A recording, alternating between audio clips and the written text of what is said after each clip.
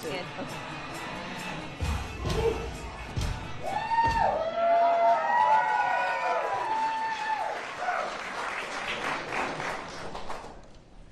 First of all, thank you so much for coming out tonight, taking time out of your busy schedule to come and spend some very important time with me. We have a lot to talk about tonight.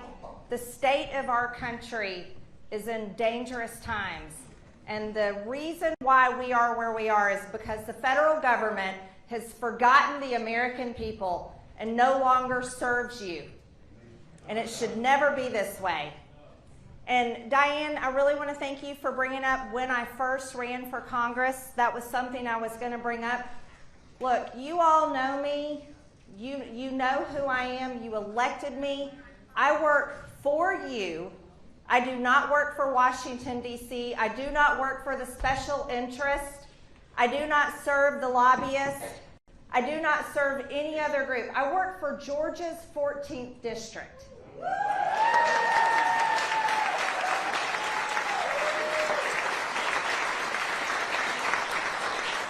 And I thank you. I humbly thank you. So I want to get one very important order of business because I do work for you and so does my staff.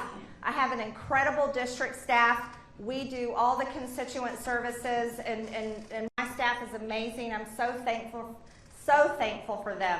If anyone is here tonight and you need help with anything from veterans issues, Social Security issues, tax issues, passports, and on and on and on, you can go and see my staff. Tracy, raise your hand. This is Tracy. She's a superstar. And Tracy is here to help you with that, and Kayla is here as well. So please, if you haven't, give them a round of applause. They deserve it. It's about customer service, everyone. That's the most important thing that I do.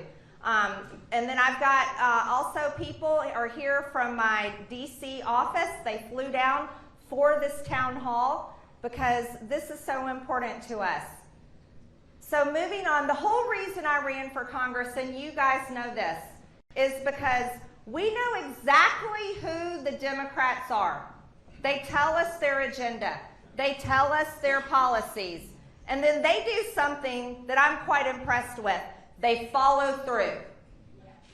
But I ran for Congress in 2020 because I was fed up with Republicans not following through. Republicans have a very, very bad habit of making promises on the campaign trail, making promises to you on television, talking tough against the Democrats' agenda, and then doing nothing to stop it. That's why I ran for Congress. That's how I campaigned with every single one of you. That's why you elected me and sent me to Congress. Because we know that if you do not solve problems, we know that if you do not fix things that are broken, they continue to the point of collapse. And that is where we are heading today in our country. So I want to go ahead and start with playing you all a video, and then I'm going to get into this really important issue. You guys can go ahead. Where's Kayla? Okay, go ahead. Thank you, Madam Speaker. I rise in extreme opposition to the second part of the Omnibus bill. No Republican in the House of Representatives in good conscience can vote for this bill. It is a complete departure of all of our principles, especially if you call yourself pro-life. This bill funds full-term abortion.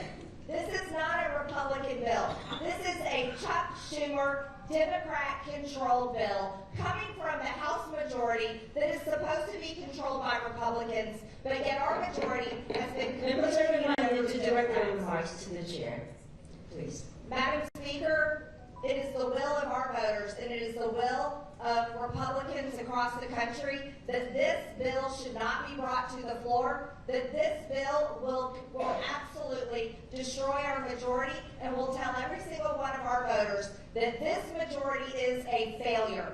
This is the bill that the White House cannot wait to sign into law. This is the bill that rips our border wide open and tells every single person in over 160 countries around the world they can invade our country, they can run over our border patrol, they can run over our Texas National Guard, they can come in, rape our women, murder our people, and squat and take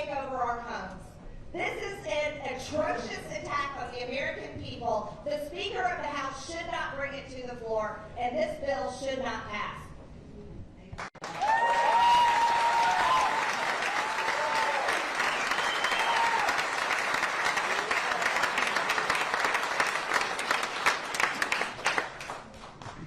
And then our Speaker of the House, our Republican Speaker of the House, Mike Johnson, brought that very bill to the floor, passed it with the Democrats, and did not have the majority of Republicans. So I filed a motion to vacate. That is a very serious issue.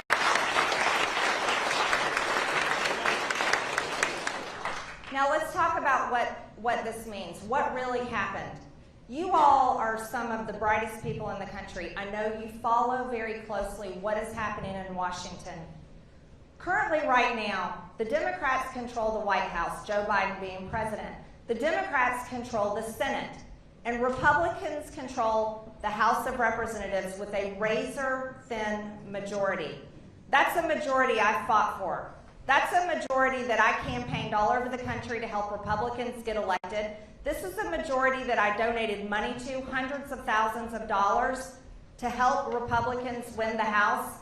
This is a majority that is extremely important because the Republican majority in the House of Representatives should serve as the wall that protects America from Joe Biden and the Democrats' destructive agenda on this country and on the American people.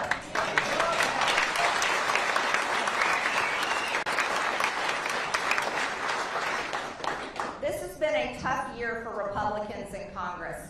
We have had bitter battles with one another. I want you to know, anyone that serves in leadership in America should be prepared to battle for what is right. We should be prepared to fight it out with one another. We should be prepared to find common ground. We should be prepared to hold on and do what is right, to do what our voters sent us to do. But that has not happened this Congress. As a matter of fact, our Republican House majority has failed completely. And I have had enough of it. So I am here in person in a town hall in my district to talk directly to you about this serious problem that we have. And the reason why I'm doing that is because, like I said, I work for you. I work for you. You hired me. I work for you in Washington, D.C. And as you just saw on that clip right there, I do not hold back.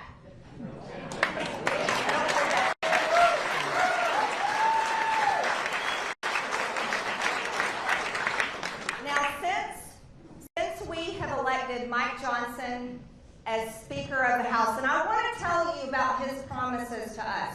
He sent us a letter, okay? I'm going to tell you what his promises were. He sent us a letter and he gave us 7 tenets. He said, as Speaker of the House, he would restore trust by ensuring total transparency, open processes, and regular order. He has broken that tenet, destroyed it. Let me tell you what he has done. Not only did he pass 3 CRs. A CR is a continuing resolution. It continued Nancy Pelosi's budget from last Congress. Passed those clean. 3 times.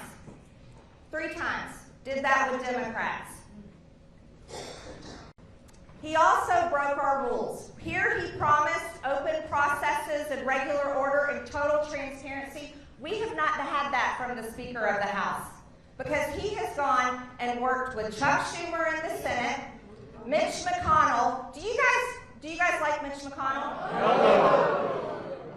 Is Mitch McConnell the leader in Washington that our Republican Speaker should be listening to? No, absolutely not. He's also worked with Hakeem Jeffries and the White House, not with his members. He has broken our rules. That bill that I was arguing on, that we were debating on the House floor, he broke every rule.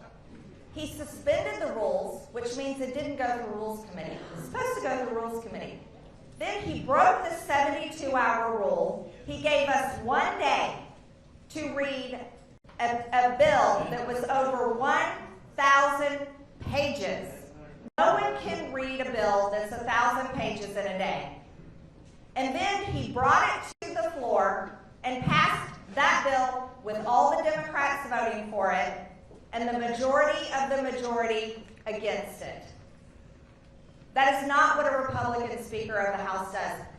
That was the second part of an omnibus. That was another thing that we promised you all we wouldn't do. We said we will not pass omnibuses, we will pass separate appropriation bills. That failed right before Easter. He passed half of the omnibus one week, then brought that second part of the omnibus to the floor, passed it with the Democrats without our input, and the most egregious thing he did was he tied our hands behind our backs and would not let us make amendments. Amendments are an extremely important process. Amendments are our way of trying to do everything we can to change a bill, maybe to add something to it or take something out. Let me assure you, there were many amendments I would have loved to put to the floor for a vote on that bill. Here's one. That omnibus funded full-term abortion. Full-term abortion. I'm talking about babies up till 9 months. Funded full-term abortion clinics. I would have loved to introduce an amendment to strip abortion funding out of that bill. Yeah. That came from our pro-life Republican speaker. This bill funded the trans agenda on children. Yes, chest binders and other clothing, education, LGBTQ groups that target children with the trans agenda. One of the most evil things happening in America today. That bill that our Republican Speaker, Mike Johnson, tied our hands behind our back, brought to the floor, and got it passed with Democrats, did absolutely nothing to stop the border invasion. Nothing. Let me tell you, you heard all the time from Republicans, we will use the power of the purse. That was the power of the purse. The appropriations and how we spend your hard-earned tax dollars is the power. And that bill right there, that's how we spend your money. There were no policy writers in that bill. There was no language in that bill to stop Joe Biden's deadly border invasion. We could have put H.R. 2, our border security bill, inside of that and totally changed the Democrats' border policies. We could have put the Laken-Riley Act that would deport criminal aliens. We could have put that in that bill. Mike Johnson did none of it. He fully funded the border invasion and then went out to fundraise against Joe Biden's border invasion. Sounds like a right over me. Yeah.